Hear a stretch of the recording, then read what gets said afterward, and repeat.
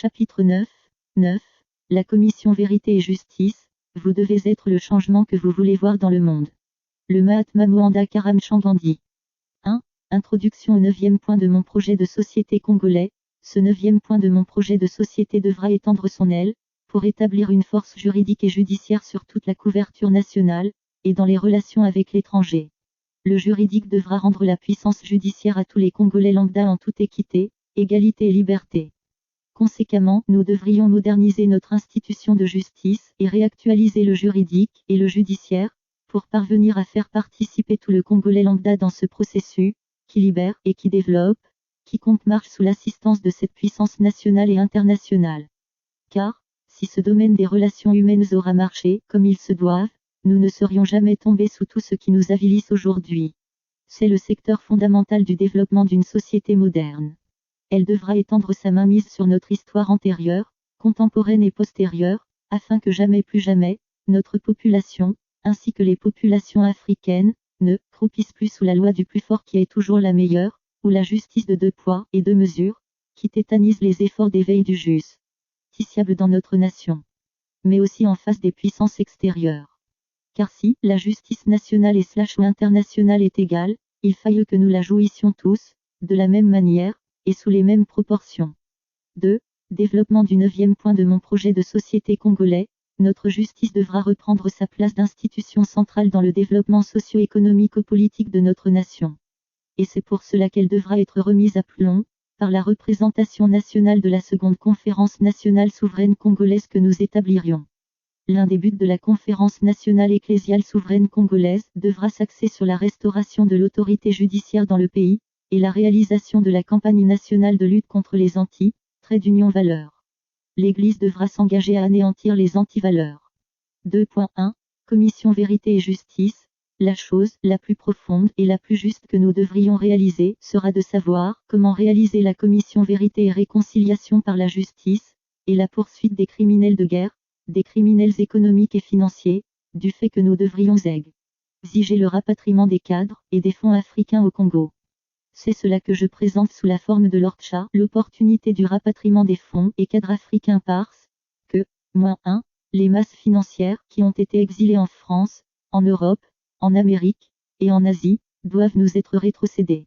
Et cela, la seconde conférence nationale souveraine congolaise a le droit d'exiger aux paradis fiscaux, aux banques et entreprises de déverrouiller le secret bancaire et affairiste et entrepreneurial, pour qu'ils dénoncent les comptes des criminels financiers, bancaires, commerciaux, etc., et que nous puissions les rétrocéder à la représentation nationale issue de la seconde conférence nationale souveraine congolaise, et en ce moment-là, de commun accord avec la présidence collégiale de la trésorerie congolaise, telle que je la présente, et au nom de son président.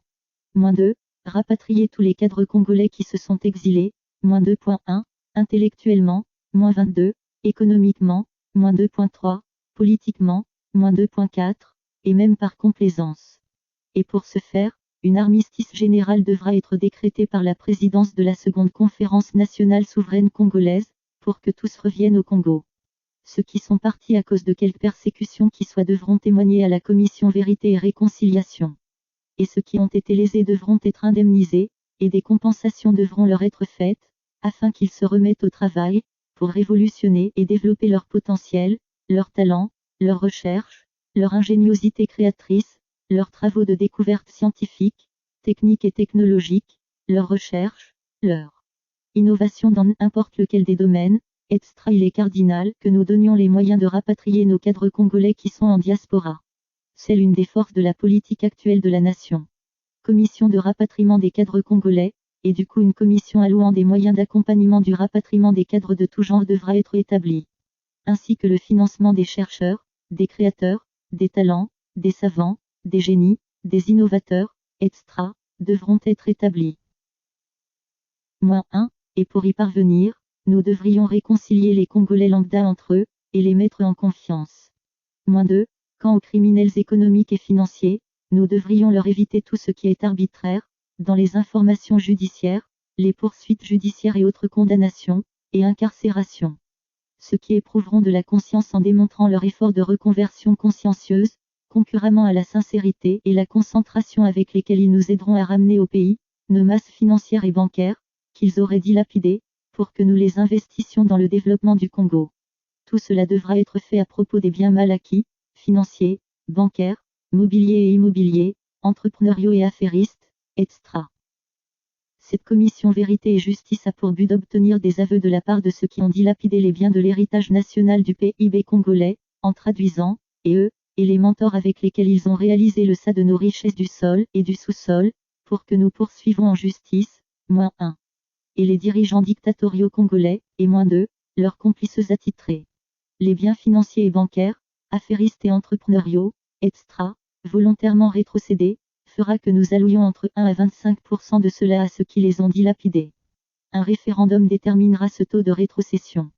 La moitié de ce qui leur sera rétrocédé sera investi, -1, dans des affaires à eux, qui seront créées par une structure d'investissement, et les bénéfices leur reviendront, alors que le pays, lui, profitera de la création des emplois.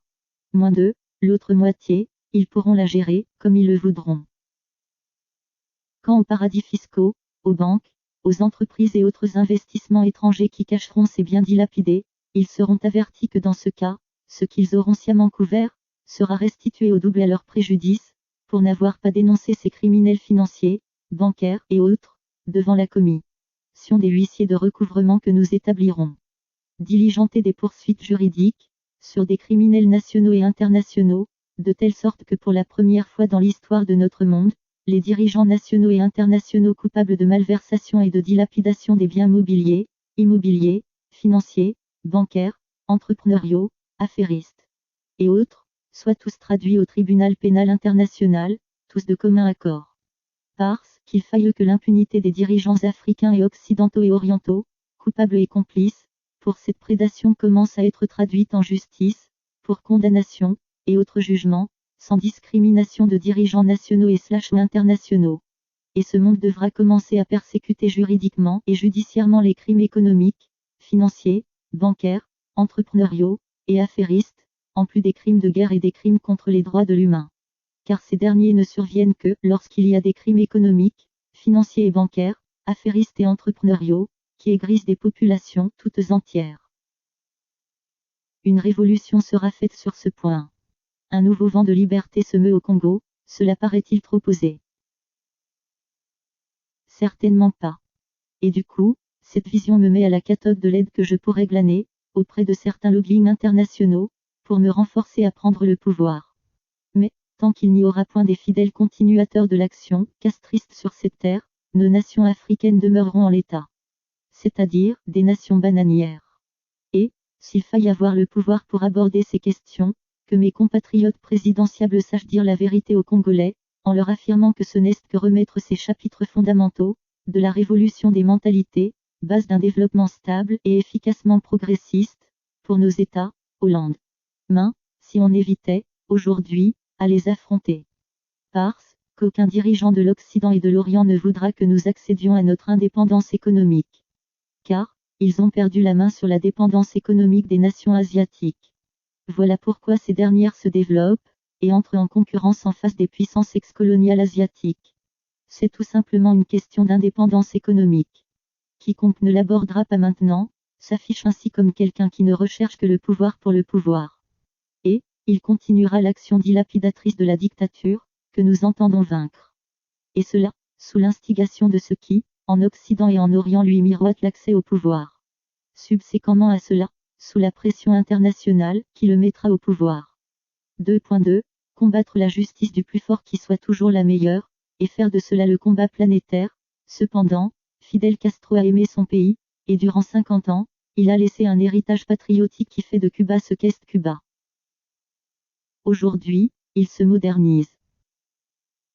Et certaines puissances internationales comme les USA, le Canada tentent de le maintenir sous les eaux du désespoir, tout comme elles le font pour Haïti, le premier État noir à avoir acquis son indépendance, après l'avoir acheté entre les mains des Français.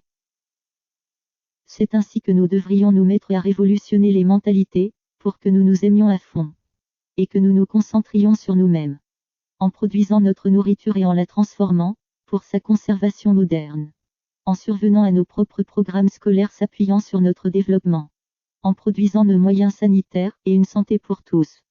en nous formant militairement pour défendre notre intégrité territoriale, comme l'ont fait la majorité des pays orientaux. Trait d'union, certes que cela a lieu à une époque de guerre froide, conséquemment, qui faisait que les nations asiatiques soient épaulées dans leur combat par le URSS. Cependant, aujourd'hui, la recrudescence de cette bipolarisation géostratégique et politique reproduisant la guerre froide, devrait-elle concourir en ce que nos États s'appuient sur les sommets Russie-Afrique de 2000 et de 2019 ? Trait d'union. Pourquoi est-ce que les intelligences mondiales édictent-elles que d'ici 30 ans, il ne restera aucune nation européenne dans le concert des 7 puissances internationales ? C'est parce qu'ils savent qu'elles, ayant tout développé, n'ont plus d'espace à développer. Conséquemment, tout ce qu'ils puissent réaliser, c'est de maintenir leur étau sur nos nations africaines, afin de continuer à les sucer comme une sangsue. Mais, en politique, nous ne devrions pas faire l'autruche. Car si nous abordons avec vigueur ces questions, qui ont trait au désir de tous d'anéantir la loi de la jungle, selon laquelle la raison du plus fort est toujours la meilleure, c'est parce que ces problèmes n'ont jamais été approchés ainsi, auparavant. Et trouver les solutions révolutionnaires, qui changent ainsi nos sociétés dans lesquelles elles sont appliquées. Et, résolu de la sorte que le sous-développement perdure. Que le paternalisme occidental et même oriental agrippe sempiternellement contre notre progrès. Nous devrions ouvrir nos yeux sur ce que firent, au début du XXe siècle, jusqu'aux années 1970, les nations asiatiques, en face des puissances internationales impérialistes. Nous ne voulons pas nous opposer radicalement avec les Français, les Européens, les Occidentaux, les Orientaux, mais il est temps que nous barrions la route, en face de ces puissances trait d'union colonisatrices. Elles qui tendent à nous maintenir dans le trait d'union développement. Ils pourront me diaboliser, ne les écoutez pas. Notre monde n'est plus celui du 1er siècle ou du 16e au 20e, SAP. Trait d'union C, nous sommes au 21e siècle. La donne a changé. Ils peuvent m'appeler de tous les noms, de communistes, de rétrogrades, de nationalistes semblables aux nationalistes français et italiens, et même des extrémistes. Ne les écoutez pas. Ce monde de la mondialisation est sous la puissance des multinationales. Et ces dernières sont impérialistes. Ce qui importe, c'est que nous sachions tous les prix des matières premières, et comment est-ce que cela marche-t-il, et que nous ne nous laissions plus couillonner, comme nos pères de l'indépendance le furent hier, et que nos aînés sont en train de le faire aujourd'hui. 3. Conclusion au 9e point de mon projet de société congolais, dans mon ouvrage intitulé « À mon général Hutel », parmi les titres que j'ai exploités, j'ai mentionné ce qui suit, pourquoi les dirigeants du Nord, français ou européens, par illustration, ne sont-ils pas inculpés, pareillement aux dirigeants du Sud-Africains sahariens, par exemple, lorsque les preuves de leurs activités politiciennes, qui causent la mortalité des populations des pays africains, sont établies par le cours de l'histoire. Et donc pourquoi sont-ils si invulnérables par rapport à leur politique meurtrière, qu'ils manifestent contre les Africains ? En page 27. Cela résume bien le devoir de nos gouvernants contemporains, que nous allons établir, de tout faire pour crédibiliser l'homme congolais lambda et africain, et de faire que justice lui soit faite circonférentiellement, à n'importe qui sur cette terre. Il faille que nous nous engagions à nous faire respecter, nous, et que politiquement, nous mettions la justice nationale et internationale au service de nos intérêts. Les dirigeants occidentaux et orientaux doivent rendre compte sur tout. 3.1. Des poursuites judiciaires, même post-mortem contre les dirigeants français, européens, occidentaux et orientaux, ayant abusé du pouvoir de la justice de 2 poids, 2 mesures, contre les intérêts des nations africaines qui en sont ainsi admonestés. Il est si curieux que nous sachions tous ce qui suit. Le général Charles de Gaulle a conduit les États africains à la guerre mondiale, mais il ne les a point indemnisés ni fait des compensations. Il a voulu faire sécession du Biafra et il y a eu 1 million de Biafrais tués. Valéry Giscard d'Estaing pouvait tremper dans le scandale des diamants de Bokassa, et coucher avec l'épouse de Bokassa, conformément à son propre témoignage à lui, l'empereur Bokassa Ier, cela demeure sous silence. Au Rwanda, il y a eu près des 1 million de morts lors du génocide rwandais, sous François Mitterrand, alors que le soutien de la France à Juvénal Habyarimana, le Hutu est mis en cause, contre le génocide des Tutsis. Jacques Chirac a fait la guerre civile congolaise contre la démocratie congolaise de 1993, trait d'union 1997, et il s'en est allé sans inculpation. Nicolas Sarkozy a fait assassiner le colonel Mouammar Kadhafi, lors de la guerre civile libyenne, et il est là, sans s'en inquiéter. François Hollande a permis à Sassou II de faire le référendum qui a ouvert un boulevard pour son loop électoral de 2016, Et il est là, tentant de revenir en politique française. De quel droit l'armée française est-elle débarquée à Abidjan pour enlever Laurent Gbagbo et l'emprisonner? Pourquoi ne pouvons-nous pas les traduire au tribunal de La Haye? Mais où est le regain de justice rendu à l'Afrique? Et personne ne pense que l'on devrait juger tous les potentats français, européens et américains et orientaux qui ont commis par des personnes interposées des crimes de guerre, des crimes contre les droits de l'humain et autres crimes économiques et financiers. Les biens mal acquis congolais et ceux des dirigeants de tout genre des pays du franc CFA demeurent en Europe, et jamais rétrocédés en Afrique, et les dirigeants français et autres s'en sortent toujours champions, alors que certains Africains, eux, en pâtissent. La justice de deux poids deux mesures contre l'Afrique devrait cesser. Et, il faille qu'un tribunal contre les criminels internationaux, en complicité avec les dirigeants dictatoriaux africains soit établi, sous l'égide de l'ONU et de l'Union africaine. Nous devrions batailler pour que justice soit rendue pour notre peuple. Et c'est à nous de nous battre pour cela, en dynamisant notre propre justice dans nos nations, afin que, les puissances extérieures nous respectent, et plient devant la justice qui est internationale. Nous devrions nous imposer ce devoir de nous valoriser.